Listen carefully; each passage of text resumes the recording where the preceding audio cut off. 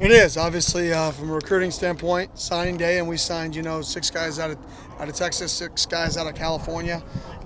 So there's a good balance there in terms of what we're trying to get accomplished from two of our hotbeds. Coach, when you're looking at Iowa State, what are you thinking now in terms of what they look like for the game? Yeah, they're very well coached. They're very physical. They tackle well. They're good at disrupting blocks. Like they get off blocks well. So like the fundamentals of the game, they do really well, and that's usually what wins. The teams that actually do the little things well, they block, they tackle, right, and they get off blocks, and those things usually win, and they do that on both sides of the ball really well. What are your thoughts on your other receivers and their ability to step up collectively? Yeah, I'm excited. I mean, we've played a game without Scat. We've played a game without Sam. We've played a game without a lot of different guys, one-offs throughout the season without CJ Fight, one of our better players. So I'm excited to see the guys step up, and we'll have to look a little bit different, obviously. So I mean, there's some advantages in looking a little bit different because you have to get a variety of people the ball. Nobody can just replace JT. But I think those guys together and our guys as a whole, it's a great challenge.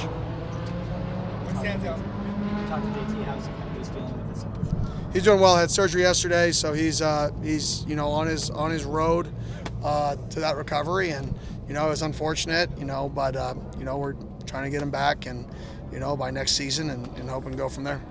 Going back to the signing class, what were you most looking for in this signing class? I wanted people who want to be here, that are competitive, that are wired right, like they love the game of football, they're a good person, and then 2, I wanted to have length, and then a couple guys with speed traits. Like obviously you want to be fast across the board, but I want a big football team. I want to be a football team that has size, and I think we recruited to that size at the wideout position. I think we recruited to that size up front on both sides of the ball. So that was the big thing for me is size, and then those guys who you just need to burn or kick return or punt return, or the specialty guys. You got to have a couple guys with top end speed.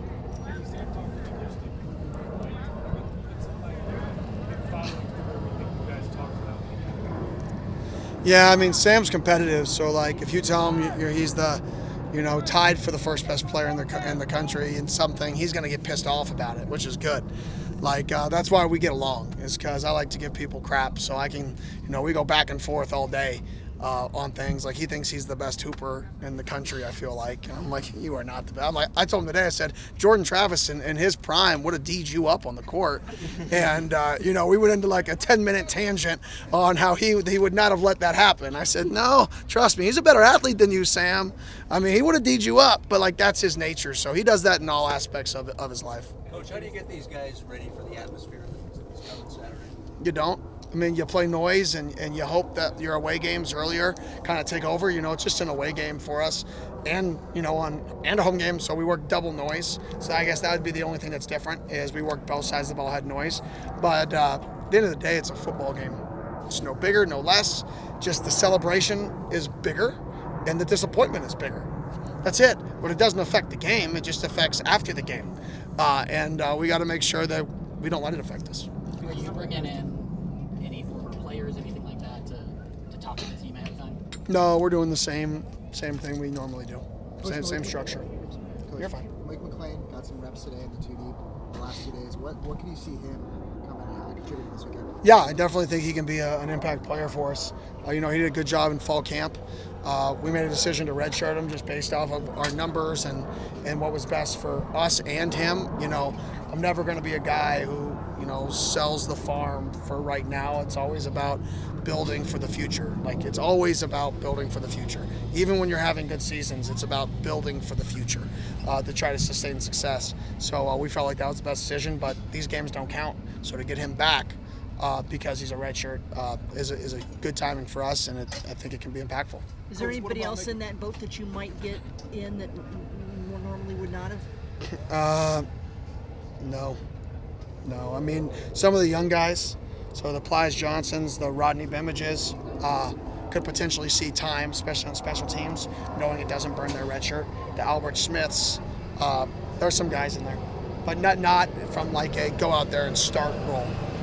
We got a championship game. Do you get to take one players this week, or is it the same travel squad? No, you get the same amount of players you can take.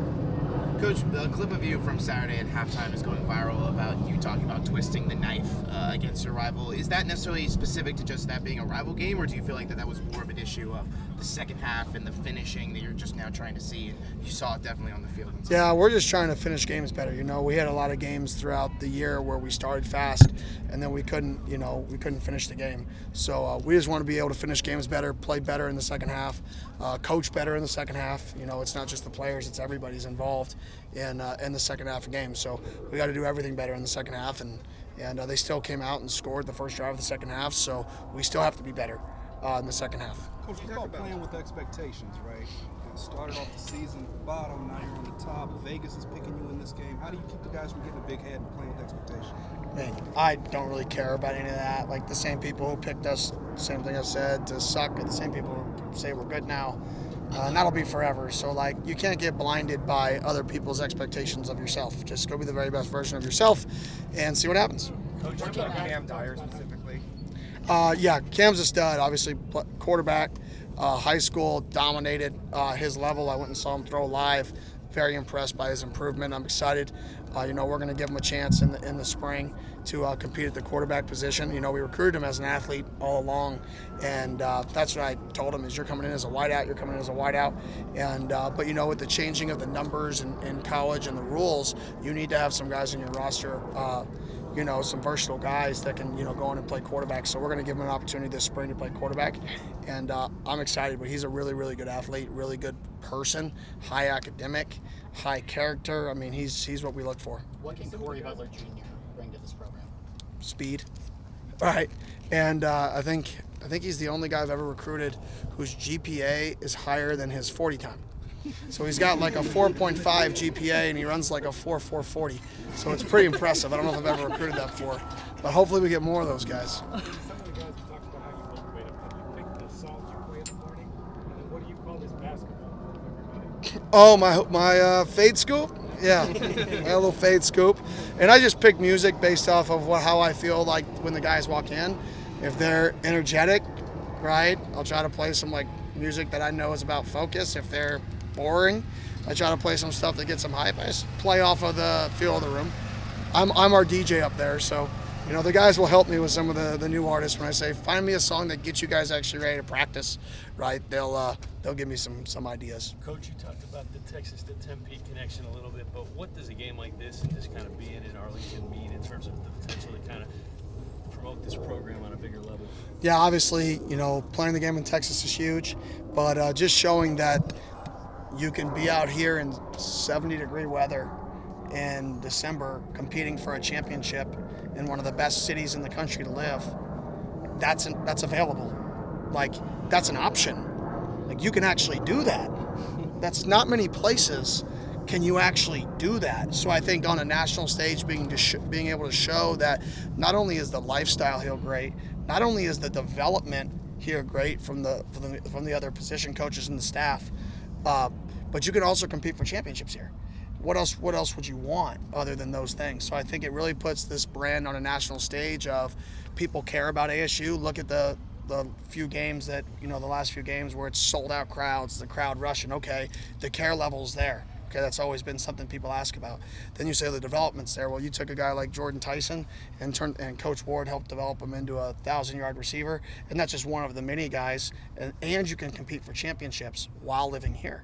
That's an unbelievable situation for, college athletes. You guys, we got Coach Roy and Coach Ward coming, so let's wrap it up. Awesome. That was good. That was nice.